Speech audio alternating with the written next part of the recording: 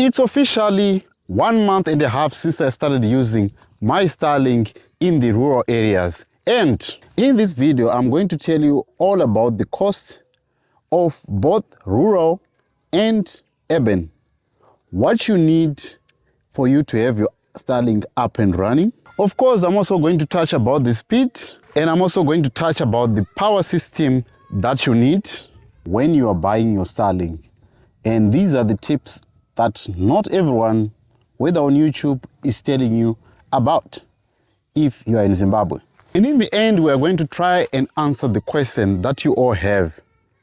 Is Starlink worth it to have in Zimbabwe at such a point like this? And lastly, as a bonus, we're going to make a comparison of Starlink versus other internet service providers that are based in Zimbabwe. Stick around until the end of the video.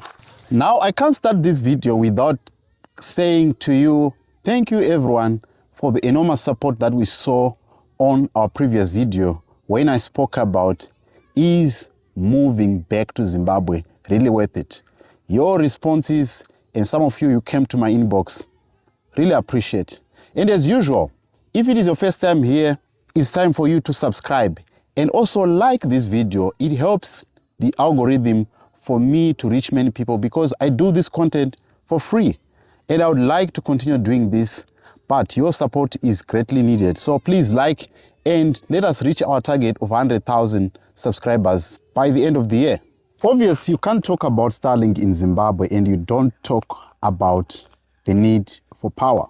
This is one of a very important component of your setup.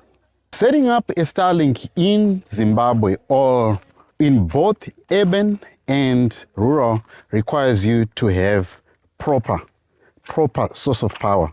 We're not just talking of ZESA here, we're talking of you having constant power that will allow you to use your Starlink every day. And this is where we come to point number one.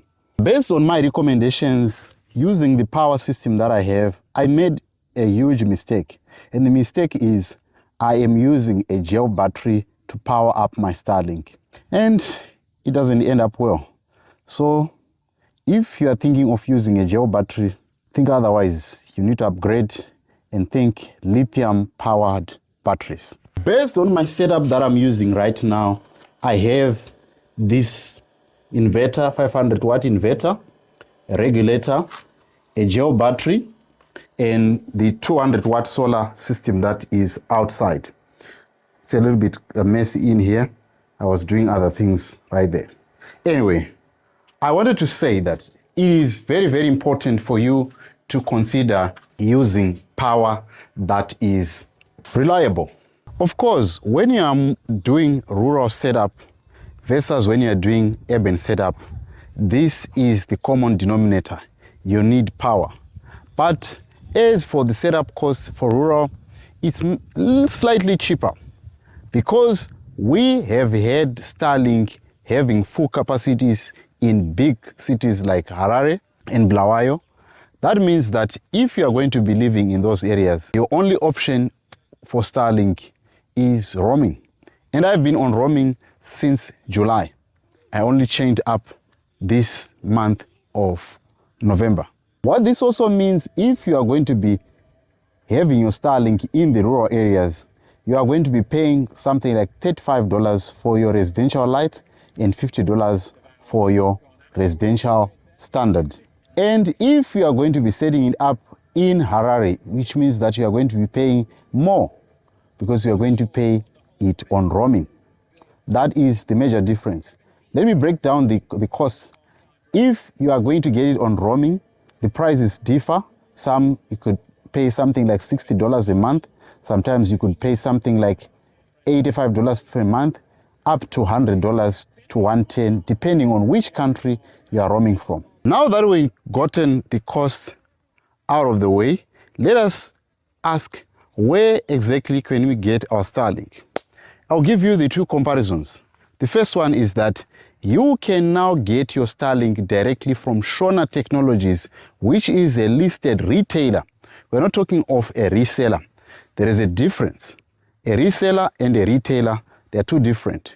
A reseller is one who buys from Starlink and then they sell.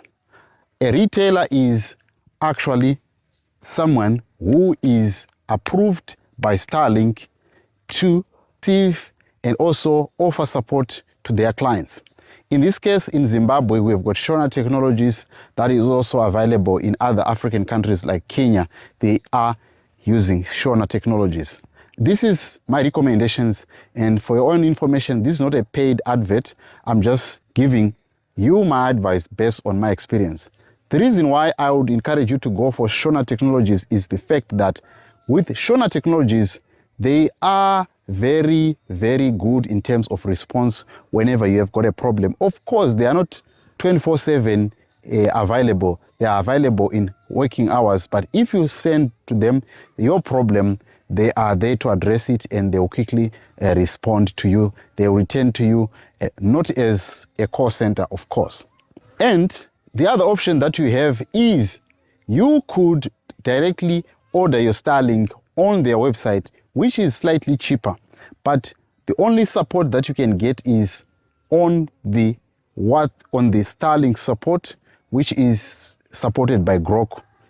In my experience, it is good, and it actually offers you real-time solutions, and you get to interact with this chatbot. It's like your call center that is manned by AI.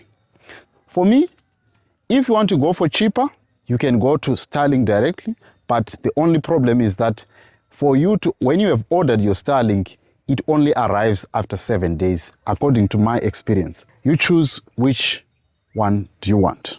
And one more thing that I almost forgot is the fact that when we talk about power, or the power to power your Starlink, is that based on my own experience, when you talk about the power that you are using on Starlink, you need to consider these other options. As for me, I would recommend the ZimPower 1 kV power station. That way it is very easy to set up if you are you know that probably you don't want to go all in buying probably a 3 kV or a 5 kV setup for your Starlink. You can go for that one. It allows you to power the Starlink for almost 16 hours according to their reports. I haven't tested it, but I remember when we were in Uzumba, Maramba Pfungwe, for a burial using our Starlink, we streamed it for over 2 hours without any problem, and we only lost about 10% of that power system, which is 1 kV. If you want, please check it up. ZimPower and other solar companies, they are selling it pretty much around the price of 360 to 420. To add on to that, the reason why I say power Starlink, when you are powering it up, you might have a 20-watt charger, but it might not be compatible with Starlink, because Starlink requires the power to be 100 watts. It does not necessarily have to be 20 watts. It has to be 100 watts. And then when it is drawing power, it is drawing power at 20 watts, between 20 watts to 35 watts, depending on your usage. That's how it is calculated. You can always ask Gemini to calculate that for you when you are using your calculations. That is another thing that you need to consider. Then another thing that we need to consider is speed. Looking at the normal average speed that you find on Starlink is, if you are in the rural area, you are looking at, when you test on speed.com, you find the speeds, they range around 35 megabits per second. That is your download speed, and your upload speed could be ranging around 14 to 17 megabits per second. That way, I think you are pretty good in terms of your speeds. Of course, I checked the same in the rural areas. The speeds are pretty much alike. There is not much difference, but what I can say is the speeds are really amazing compared to other internet service providers. This brings us to the last point, which is Starlink versus the internet service providers of Zimbabwe. Looking at what Buddy is offering, they give you unlimited data, almost unlimited, at $50 per month, compared to Starlink, which is not mobile, but if you've got a car, you've got a car mount, you can have your mobile internet everywhere you are going. But that means that if you look at the comparison, Buddy versus Starlink, Starlink always takes the day. Based on everything that I've said, I think I've equipped you with enough knowledge for you to know whether you should consider moving with your Starlink to the rural home. Let me bring this into conclusion. Number one, you need to work on your power. You cannot rely on ZESA. Number two, make sure that if you are going to power your Starlink, use at least lithium-powered batteries rather than gel-powered batteries, because they don't last long. And the other thing that you should consider, rather go to Shona Technologies than going direct to Starlink, because Shona Technologies, they offer you real-time solutions, and rather than going with Starlink direct, and they are at least faster for you to get your installations. Compared to the internet service providers that are in Zimbabwe, Starlink takes the day because it is also mobile if you put it on your car, like what they are doing with Tap and Go.